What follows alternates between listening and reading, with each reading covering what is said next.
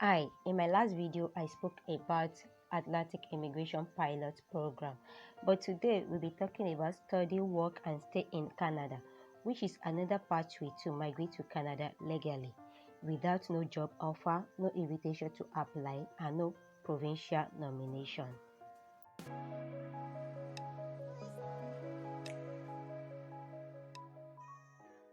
So we'll go through steps to take to get a study permit, a postgraduate work permit, and a permanent resident visa. We will go through these steps one after the other. The first one is a study permit, and there are 4 steps we need to take to get a study permit, which is to obtain letter of acceptance, apply for the study permit, passport request, and visa stamping. Obtaining letter of acceptance from designated institution is compulsory for us to qualify for the postgraduate work permit.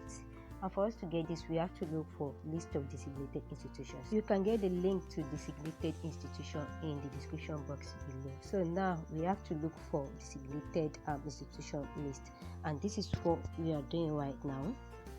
I went to the link, then I need to scroll down and find where the list of designated learning institute are. Here, choose the province or territory your school is, type the keyword such as the name of the school, find the designated institution. Here, I have a province in mind, which is Ontario, and I have the name of the school, which is Conestoga, because I know they actually offer postgraduate work permit. Here you can see that it is written in years. So before you choose any program of study or any institution, you need to know if they offer postgraduate work permit after you must have been through with your learning. Now I typed in Conestoga College into my search engine, and the year after it pops up, I click on the international. So I need to go to link that will show me how to apply. But before we start our application, let's go into admission and document requirement evaluation, because all these are necessary for us to compile all our documents before the real application. For our admission requirement, it depends on the kind of program you want to do, which you will find the requirement if you've actually started the real application.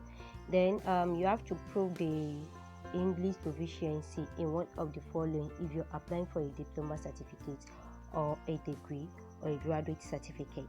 Here are the list of points you must get in the exam before you'll be able to qualify for this kind of study permit in Conestoga institution. For a better understanding, you can read through this for you to get the points you need to meet, and if you have any other alternative you can go for instead of the IELTS exam, depending on the program you want to go for in Conestoga. And as for the links to get here, you can get all the required links for you to apply for the study, work, and stay in Canada in the description box below.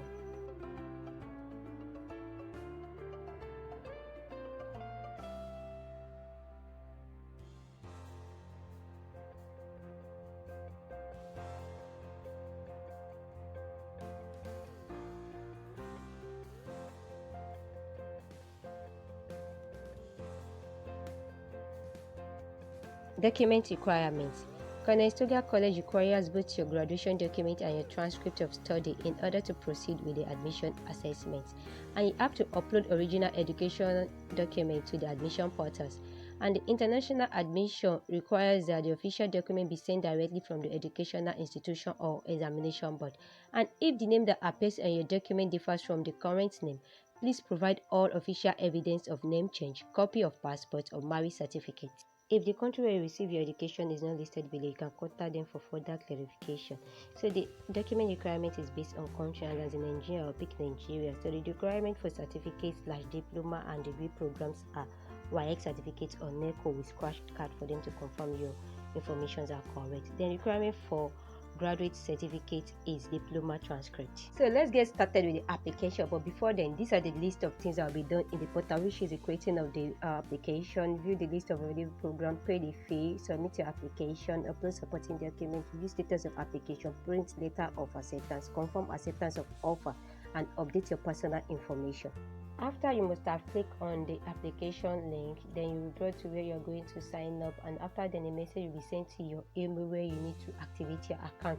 Then after activation, you can log in using your email and your password, and you'll be brought to this page where you can check your review your checklist, and you can click on the program start date and availability to know if the program is available and when you're going to start the program.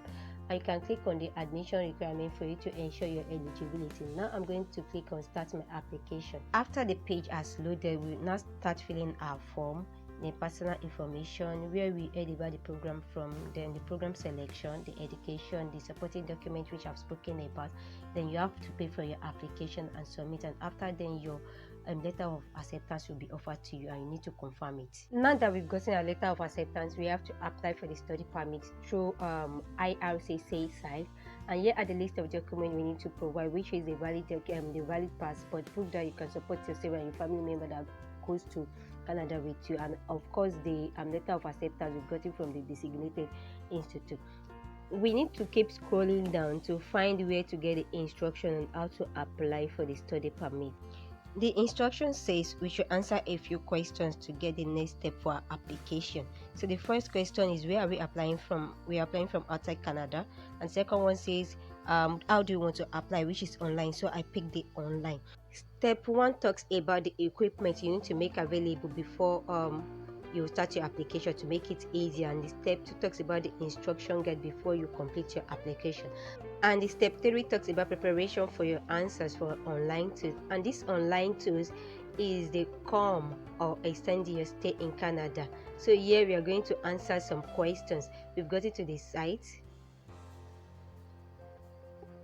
and we need to scroll down to find out our eligibility.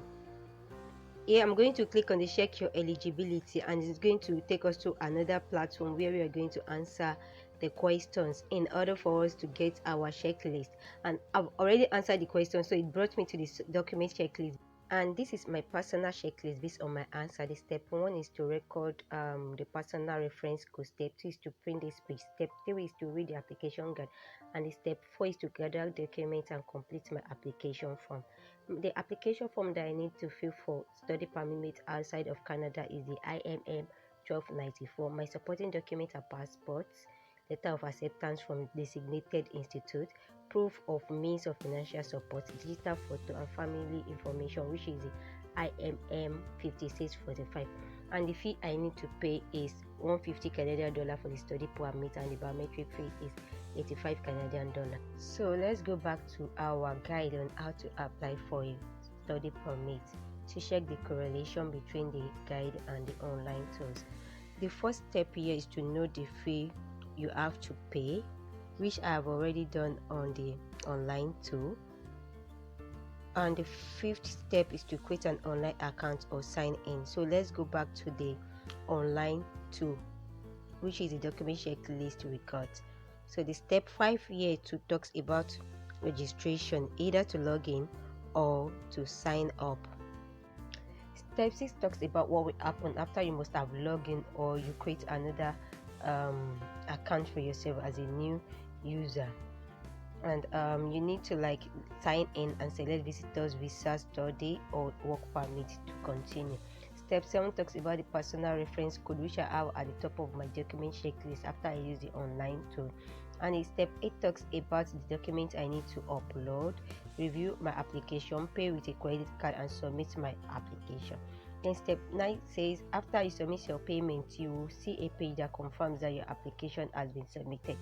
And step 10 talks about biometrics. After I must have submitted my application, then I need to go give my biometrics.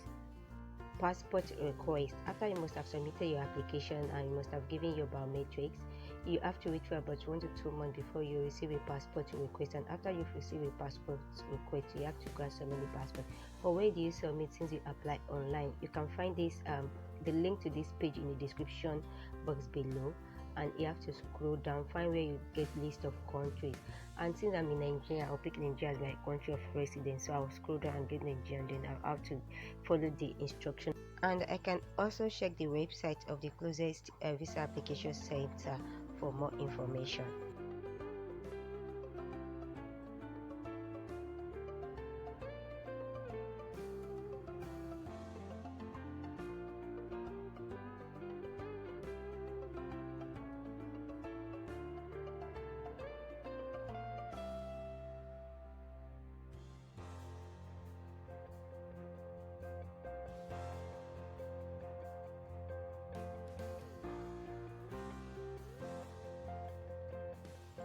Visa stamping.